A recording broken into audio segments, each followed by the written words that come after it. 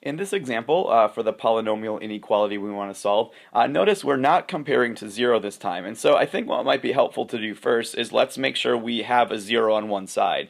So what I'm going to do is subtract that 24x so that I am, in this case, greater than or equal to 0.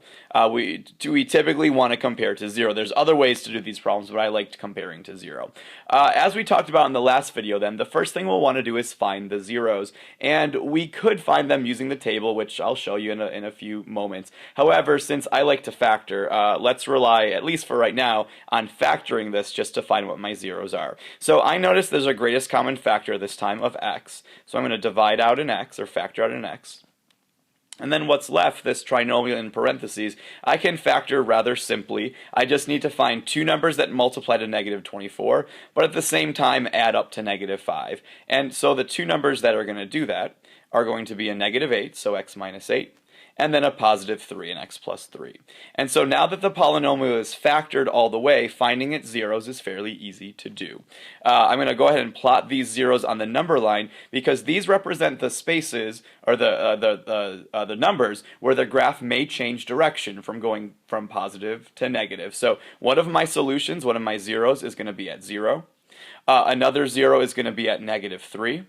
And then my final 0 is going to be at positive 8. So those are the three intervals I want to divide my number line up into. At this point, I'm going to switch over to my calculator and take a look at the graph and the table to determine whether the intervals are positive or whether they're negative, because knowing that will help me answer this inequality, because this time I'm looking for where the graph is greater than or equal to 0. In other words, where the graph is positive or above the x-axis. Oops.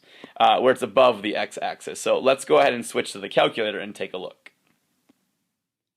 All right, so you'll notice the polynomial I typed in my calculator was the unfactored polynomial. I just want to show you how, if we didn't want to rely on factoring, or if we couldn't, how we could still find those zeros using our table. So you could type this in, you could type the original in, it doesn't matter. So let me go ahead and go to my table just to show you how we could find our zeros. If I take a look, notice in the y column, wherever y is equal to 0, there's where my zeros are located. So 0 is a 0.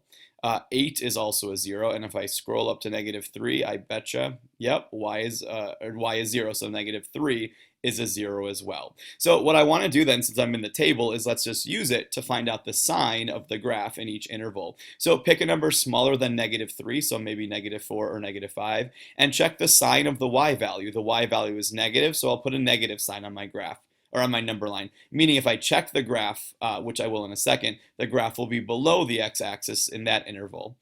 Pick a number between negative 3 and 0, like negative 2 or negative 1, and I can see that my y value is positive. My graph will be above the x-axis in that interval. Pick a number between 0 and 8. So anything down here, notice my y values are all negative. And then finally pick an x value bigger than 8, so 9 or 10.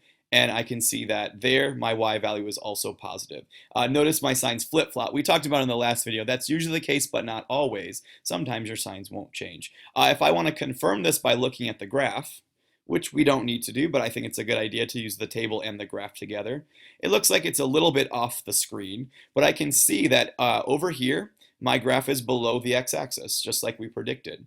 Between negative 3 and 0, the graph is above the x-axis. Between 0 and 8, once again, the graph has dropped down below the x-axis, it's negative, and then anything bigger than 8, the graph was way up high, it was also positive over there. Okay, so my table, my graph all confirm those signs. To answer this question, then, we want to know where the polynomial is greater than or equal to 0, in other words, where it's positive. Well, between negative 3 and 0, there's an interval where my graph is positive, and then from 8 onwards to infinity was another interval. This time, because we could be equal to 0, I included the square brackets, because at negative 3, your graph is 0. It's right at the x-axis, so I can be equal to it, so I can use brackets.